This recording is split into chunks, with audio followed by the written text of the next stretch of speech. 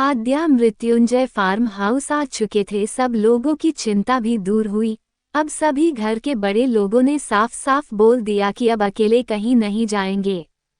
मृत्युंजय और आद्या ने चुप सारा दोष आद्या के ऊपर डाल दिया, ये कहकर कि यही भाग कर गई थी जंगल की साइड और इसको रोकने के लिए मैं इसके पीछे गया। मृत्युंजय ने सारा दोष आद्या के सिर डाल दिया, जिससे सब आद्या को सुना रहे थे।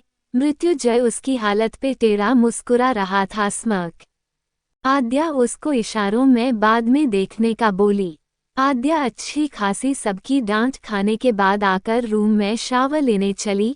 गुस्सा उसे बहुत आ रहा था, पर अभी वो चुपचाप आ गई और मन ही मन बोली, जय खुद को बहुत देर शाने समझते हो न, और रावण के 10 दिमाग का यूज करके मुझे फंसाया न। अब आगे देखो मैं क्या क्या करती हूँ, तुम्हारी हालत कैसे ढीली करती हूँ, मुझसे पंगा लिया न। आद्या वॉशरूम के अंदर अपने कुर्ते को उतारते हुए बोल रही थी, तभी उसे अपनी कमर पे किसी की बाहों के घेरे का आभास हुआ। वो डर से अभी चिल्लाती उससे पहले ही उसके मुंह पे हाथ रख दिया, जिससे उसकी आवाज उसके कंठ में ही आकर रुक गई। आद्या ने पलट कर देखा तो जय अपनी हट्टी कट्टी आकर्षक छाती पे हाथ फेरे खड़ा था।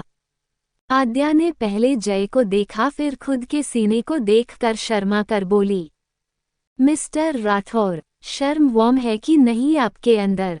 किसी लड़की के वॉशरूम में इस तरह घुसा जाता है क्या, वो भी ऐसी हालत में जब उसके तन पे कपड़े कम हो? आद्या ने गुस्सा होते हुए कहा, बिल्कुल शर्म और इज्जत भी है लड़कियों की दिल में, पर ये किसी और के लिए है, और यहाँ मैं अपनी बीबी के साथ वॉशरूम शेयर कर रहा हूँ, तो अपनी बीबी से किस चीज की शर्म, और उससे क्या छिपा है, सब नजरों में कैद हो गया है पहले ही। मृत्युंजय ने अकड़ते हुए कहा।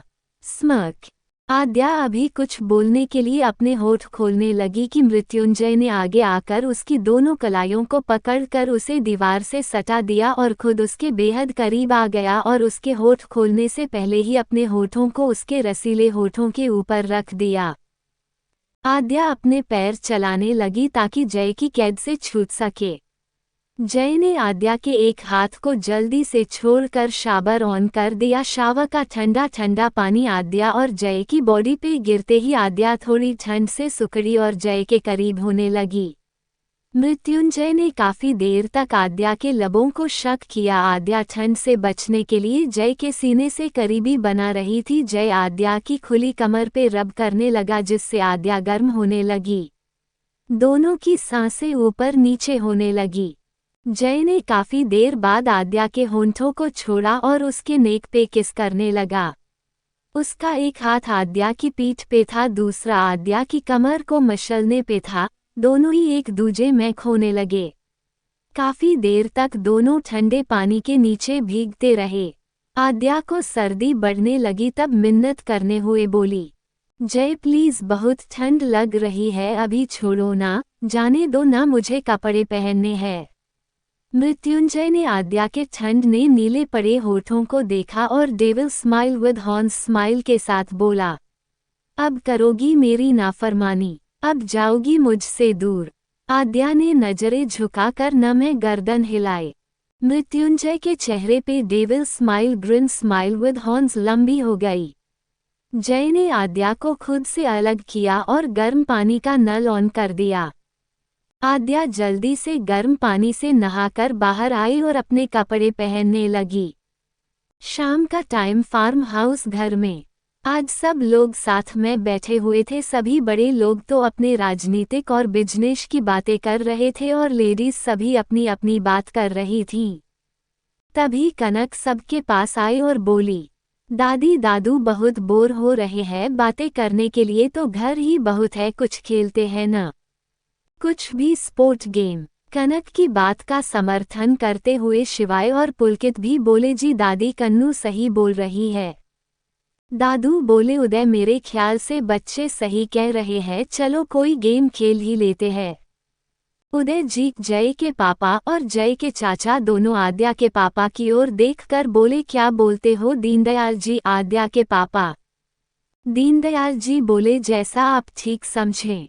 उदय सिंह जी बोले ठीक है, फिर हम लोग क्रिकेट खेलते हैं और मेरे ख्याल से टीम भी आराम से बन जाएगी और मजा भी बहुत आएगा। सब लोग बोले ये तो बहुत अच्छा है। सबका विचार एक हुआ। तभी जय बोला, मेरे ख्याल से क्रिकेट की बजाय कुछ और खेले। क्रिकेट जैसा गेम लड़कियों की बस की बात नहीं है, अभी 2 ही ओवर में गेम खत्म हो जाएगा, कुछ इन लड़कियों के हिसाब का ही गेम देखो। जय की बात पे सभी लड़कियां और सभी घर की बड़ी महिलाएं आश्चर्य से देखने लगी, एस्टोनिश्ड फेस, फेयरफुल फेस। आद्या गुस्से से आगे आकर बहुत ही स्वीट बिहेव करते हुए अपनी टेढ़ी मुस्कान के साथ बोली, आपको नहीं लगता मिस्टर राठौर आप लड़कियों को बहुत कम समझ रहे हो? लड़कियां खेल में तुम लड़कों को बहुत पीछे छोड़ सकती है। स्मक स्मक।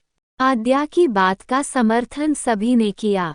दूसरी तरह आद्या के जीजाजी सुनील वो भी बोले, आद्या मेरे हिसाब से जय ठीक बोल रहा है, ये भागदौड़ भरा गेम तुम नहीं जीत पाएगी हम लड़कों से। उसने जय को हाई फाई करते हुए कहा। आद्या की बहन आगे आई बोली, और इस क्रिकेट में ही तुम लड़कों को हरा दिया तो क्या करोगे? तो हम लड़के आज से तुम लड़कियों की सारी बात मानेंगे और खुद घुटनों के बल बैठकर बोलेंगे गर्ल्स इज द बेस्ट। पर अगर तुम लोग हार गई तो जीवन भर हमारी बात को काटेंगी नहीं। बोलो एग्री हो तो? जय ने अकड़ते हुए जवाब दिया, स्मक। ठीक है, मंजूर है। आद्या ने भी उसी टोन में जवाब दिया। लड़के लड़कियों की अलग अलग टीम बन गई। दादी और दादू दोनों को अंपायर बनाया गया। लड़कों की टीम में उदय सिंह जी, दीनदयाल जी, मृत्युंजय, प्रतीक, सुनील, शिवाय, पुलकित, आलोक जी, जय के चाचा, ये सभी टीम थी लड़कों की। लड़कियों की टीम में मीरा जी, माया, जानकी जी, सोनम, अर्पिता, आद्या की बड़ी बहन आद्या, मुरीता, कनक, दोनों तरफ की टीम बन चुकी थी और टॉस लड़कियों के जीता और उन्होंने पहले बैटिंग चुनी। आद्या जय के करीब से गुजरते हुए बोली, जैसे टॉस हारे हो वैसे ही गेम हारने को भी तैयार रही मिस्टर अकड़ू Rathore, smirk tears of joy. Jai ने भी जाती हुई आद्या को देखकर हल्की सी उसकी कमर में छूटी काटकर कहा, लेट्स सी। अभी गेम शुरू होने से पहले सब लोग अपनी अपनी स्ट्रैटेजी तैयार कर रहे थे। अचानक आद्या को कुछ सूझा और वो कमरे में जाकर अपने कपड़े चेंज करके आई। आद्या ने ये इतनी फुर्ती में किया कि किसी ने ध्यान भी नहीं दिया जब तक वो वापस आ गई। अब गेम शुरू हुआ। सबसे पहले बैटिंग करने आई जानकी जी और मीरा जी। दोनों ने 2-3 ही रन बनाए कि मीरा जो आउट हो गई। मीरा जी को उदय जी ने चिढ़ाकर कहा, जाओ हम सबके खाने का कुछ इंतजाम करो, जीतने के बाद भूख बहुत लगेगी। मीरा जी अपना सा मुंह बनाकर गुस्से में देखे लगी, open mouth face, running dash look of Triumph, pouting. अब मुरीता और जानकी जी बैटिंग कर रहे थे। जानकी जी रन आउट हो गई। अब मुरीता और माया दोनों साथ में थी, पर माया की अकड़ की दुकान के चक्कर में वो पहली ही बॉल पे आउट हो गए।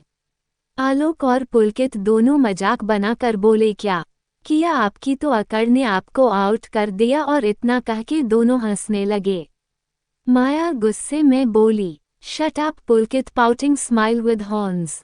अब गेम आगे बढ़ा। सभी लड़कियां थोड़े थोड़े रन बनकर आउट हो रही थीं। लास्ट में आद्या बैटिंग करने आई तो जय ने जानबूझकर बॉलिंग ले ली। आद्या बैटिंग कर रही थी और जय बॉलिंग। जय मन ही मन बोला, मैडम तैयार रहो मेरी हर बात बिना बहस के मानने को। Smirk smile with horns fire. Aadya Jai की बॉलिंग करने का रीजन अच्छे से समझ रही थी, इसलिए उसने एक बार भी जय से नज़र नहीं मिलाई और कनक और आद्या की साझेदारी से उनका स्कोर 80 पे पहुंच गया। दोनों अच्छा खेल रहे थीं कि रन लेने के चक्कर में आद्या आउट हो गई कर उनकी टीम ऑल आउट हो गई। उनका स्कोर 150 पे जाकर रुक गया। अब लड़कों की बारी थी बैटिंग की और लड़कियां कर रही थी बॉलिंग। सभी गर्ल्स टीम ने स्ट्रैटेजी बनाई। माया चाची जो आद्या को देखना भी पसंद नहीं करती थी, वो आद्या की बात सुनती थी और अचानक बोली, ये आद्या, मुझे लगता है तुम ही कोई अच्छा सा उपाय दो ताकि लड़कों को हरा सके, ताकि हम जीत सके। आद्या ने 2 पल सोचा, फिर मुस्कुराकर बोली, लड़कों को आसानी से हराना आसान नहीं है। अब उनको हराने का एक ही उपाय है, उनके साथ चीटिंग उनकी खुद की ही वाइफ करें, और वो भी ऐसे कि किसी को दिखे भी नहीं और सामने वाला आउट भी हो जाए। इसलिए ये तय रहा, जो लड़का बैटिंग करेगा उसको उसकी ही कमजोरी बॉलिंग कराएगी। और शिवाय भैया और पुलकित भैया, उन दोनों का क्या भाभी? मुरीता ने कहा। तो आद्या बोली, टेंशन मत लो, दोनों का उपाय भी मैं कर देती हूँ जिससे वो दोनों अच्छा स्को न करें। कनक बोली, क्या उपाय भाभी? आद्या कनक के कान के पास जाकर बोली, दोनों अपनी भाभी की ही बातें मानेंगे, चिंता मत करो। कनक से बात करके आद्या ने अपना फोन उठाया और शिवाय और पुलकित दोनों को साथ में मैसेज किया, अपनी भाभी की लाज रख लेना, आज तुम दोनों मेरा साथ दोगे। मेरा वादा है, जीवन भर तुम्हारी हर कमजोरी में साथ दूंगी। दोनों के पास आए मैसेज को दोनों ने देखा और एक प्यारी सी स्माइल के साथ मैसेज भेजा, इतना छोटा सा काम भाभी, चिंता मत करो भाभी, आप ही जीतोगी। Green green. आद्या ने निश्चिंत होकर बॉलिंग संभाली। शुरुआत बड़े बड़े ने की। सबसे पहले जय के पापा और आद्या के पापा आए, लेकिन आद्या के पापा जल्दी ही आउट हो गए। अब बारी थी आलोक और उदय, दोनों साथ में, जल्दी ही आलोक भी आउट ही गया। अब सुनील और उदय जी साथ में बैटिंग कर रहे थे। उदय जी अकेले ही अच्छा स्कोर कर रहे थे। जय खुशी में सब भूल गया और खेल खेल में बोल गया, well done dead, well done. जय के 2 शब्दों ने सबका ध्यान अपनी ओर खींच लिया। मीरा जी और उदय जी की खुशी का ठिकाना नहीं रहा। कितने सालों बाद जय ने अपने पापा को आज डेड कहा। वो खुशी से झूम उठे और जैसे ही अगली बॉल आई वो खुशी के चक्कर में आउट हो गए। Green green, tears of Joy, tears of joy. Jai ने हल्के गुस्से में कहा, ध्यान कहा था, माँ ने आपका कैच ले लिया। उदय जी प्यार से बोले, कोई बात नहीं बेटा, तुम हमको जीताओगे ये भरोसा है हम सबको, तुम लाज रखना लड़कों की, इतना कह के वो वहां से चले गए। आज खेल खेल में अच्छा भी हुआ, जय ने अपने पापा मम्मी को वो बोला जिसको सुनने के लिए उनके कान तरस गए थे। खेल ही सही, जय थोड़ा तो उनके करीब आया। खेल अच्छा नहीं चल रहा था, एक के बाद एक सब आउट हो गए।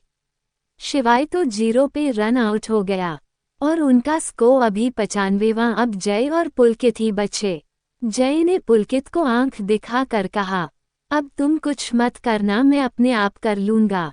और इतना बोलकर वो बैटिंग करने आ गया। मृत्युंजय आते ही शॉट पे शॉट मारे जा रहा था। उनका जो स्कोर अभी 95वां, वो जल्दी ही 129 आ गया। अब लड़कियों की जान हलक में आ गई। पुलकित भी बेचारगी से आद्या को देखने लगा। सभी लड़कियां चिंता से युक्त होकर पास आईं और बोली, यार ये आउट नहीं हुआ तो समझो हम गए और ये लोग हमको बहुत बुरी तरह टीज करेंगे।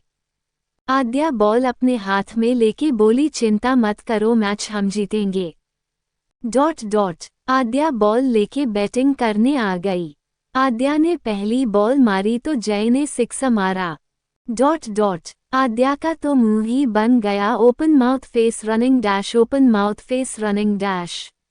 लगता है अब अपना अस्त्र चलाना ही होगा, आद्या खुद से बोली और इस बार बॉलिंग कराते समय अपनी साड़ी का पल्ला थोड़ा टाइट खींचकर अपनी पतली कमर में घुसा लिया। पल्लू कमर में आते ही आद्या की गोरी पतली कमर के बीचों बीच उसकी गहरी नाभि दिख रही थी। जय का ध्यान आद्या पे ही था। उसने जैसे ही कमर पे साड़ी बांधी उसका ध्यान उसकी नाभि पे चला गया। आद्या जैसे ही भागकर बॉल करने आए जय की नज़र बॉल पे चली गई। जैसे ही आद्या ने बॉल थ्रो की उसने जय की आंखों में देखकर उसे अपने पतले होठ आगे बढ़ा दिए और अपनी एक आंख चुपके से दबा दी। चुंबन का चिन्ह, winking face, speak no evil. Aadya की हरकत से जय की नज़र उस पर ठहर गई और जैसे ही बॉल आई वो बॉल को सही से मार ना सका और जय क्लीन बोल्ड हो गया। जय के क्लीन बोल्ड होते ही आद्या के साथ सभी लड़कियां खुशी से झूम उठी थीं। लड़कों की टीम ऑल आउट होते ही वो हार चुके थे। दादी दादू ने लड़कियों को विनर घोषित किया। मृत्युंजय अंदर ही अंदर बहुत गुस्सा हो रहा था। वो खुद से बोला, मैडम बहुत भारी पड़ने वाली है तुम्हारी ये हरकत, तुम्हारे ही ऊपर। तुमने चिंगारी छोड़ी है, अब आगे आग में तपने भी तैयार रहो। Pouting smile with horns fire. बेमन से लड़कों ने अपनी हार मानी, पर सब बहुत खुश थे। सबने बहुत एंजॉय जो किया था। लड़कियां आद्या की तारीफ कर रही थीं। किसी को भी नहीं पता था आद्या ने जय को कैसे क्लीन बोल्ड किया। आगे की कहानी नेक्स्ट वीडियो में। कहानी पे लाइक और कमेंट जरूर किया करें। वीडियो को शेयर सब्सक्राइब जरूर करें और सुपर थैंक्स भी दे सकते हो।